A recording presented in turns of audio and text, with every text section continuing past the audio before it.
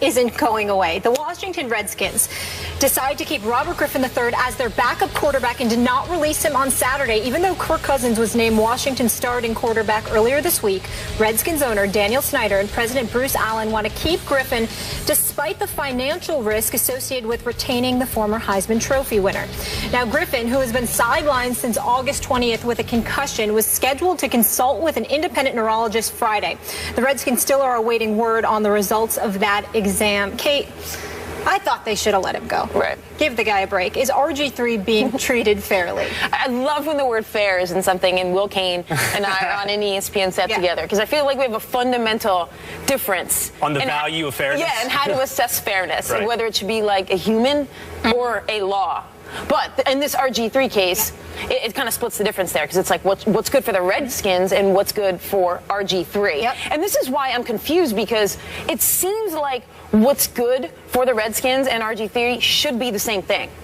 I don't understand why RG3 is still with the Washington Redskins. You can tell me that it's because the Redskins they need another QB. Why get rid of a QB who you think at least can perform at an NFL level? But then there's everything else that's coming around with that. And there's also his $16 million option that they picked up that if he gets hurt, it's problematic for them. So they're taking a huge, huge risk here. And I don't really totally understand the logic behind it. If you don't think he's good enough to start, why would you risk having to pay him $16.3 million next year? I'm not sure if you think he's not better than Kirk Cousins and possibly not even better than Colt McCoy, why you would put your organization on the line for $16 million. Now, also, as far as RG3 goes, when we talk about what's fair, I would think you would want to find a balance. I know no organization is going to release a player who can benefit them just because perhaps a player would perform better elsewhere, or for whatever circumstances that player would prefer to be elsewhere. I know it's a business. You're not going to do that. But when the balance here is that RG3 is seems to be held captive in that organization over the last few years, and the benefit to the Washington Redskins, I'm not seeing the upside. Why then are you keeping him within that locker room, within that organization? So your argument is that RG3 is being treated unfairly by the Redskins? My argument is that I actually believe it would be fair to both parties to let him go. I don't even understand the logic. Right. There's that small kernel of like, well, he's a decent QB. Why would you get rid of a decent QB? Okay, so what I would suggest is Robert Griffin III has been treated more than fairly by the Redskins organization. That does not mean, however, that he hasn't been mismanaged. You can be mismanaged and be given more than every chance for success, been treated more than fairly.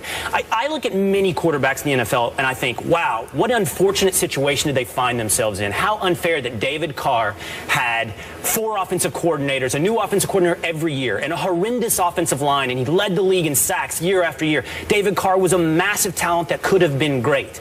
Vince Young was a unique talent put into a terrible situation by a coach in Jeff Fisher that did not want him. No attempt to adapt to his unique talents. That is unfair.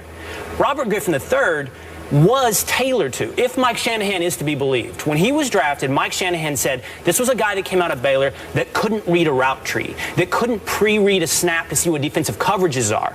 He had none of that at Baylor. So what Shanahan has suggested, and again, if Shanahan is to be believed, they adapted that to RG3. They ran more spread in 2012 when he was incredible. Something happened between 2012 and 2013. He had fewer offensive plays tailored to his strengths, an offense that wasn't as conducive to his talents. What happened?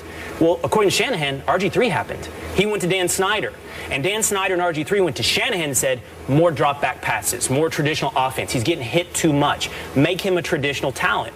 Shanahan said he's not a traditional talent. We have to adapt this to RG3. And ever since then, whether or not it's been Shanahan's later years or Jay Gruden's years, there's been this effort, because RG3 wants it to be, to make him a traditional quarterback, which does not suit him. So what I'm telling you is he's had offensives tailored to him.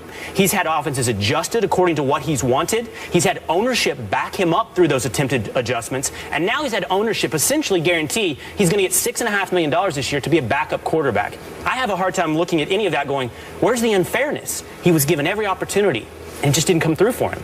You missed one key distinction between what happened in 2012 and RG3's performance in 2013. Injury? Yeah. An injury that a lot of people would say was a result of mismanagement by the Redskins. Now you have him injured again with a concussion that a lot of people would point out happened because RG3 was in a game and was placed in the game by coaches and in a position that a lot of coaches would not have put their quarterback. That strikes me as possible mismanagement. The problem with the theory there that Washington has given him every chance is that the only way to prove your theory is to see how he plays elsewhere.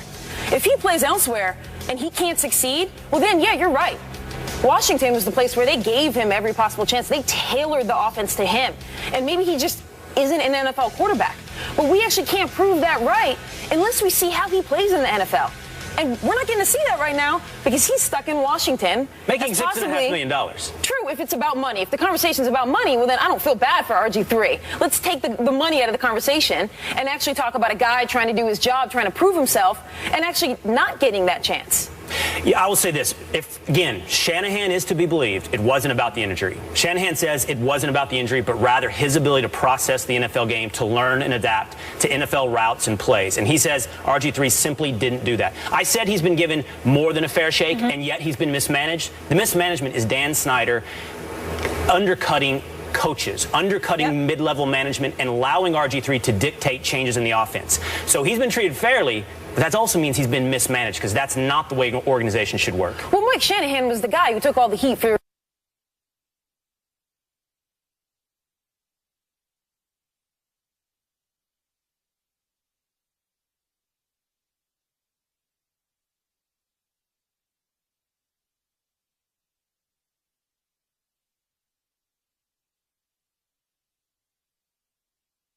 together, okay?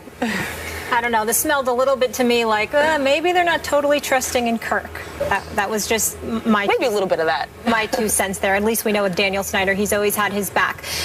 So we talk about targeting RG3 in a negative way. Wait till you see this video. This is a high school game over the weekend that you just can't believe. Players targeting a referee will react to it right after the break. Michael Jordan is on Kevin Durant's all-time starting 5, no surprise, but who else made the cut? We'll reveal that later in the show, and we have a quick hitter for you on this Labor Day version of First Take. Keep up with today's show by heading over to IG, where you'll find today's topics. Make sure you tag a friend or join in on the debates by leaving your own takes. This is First Take.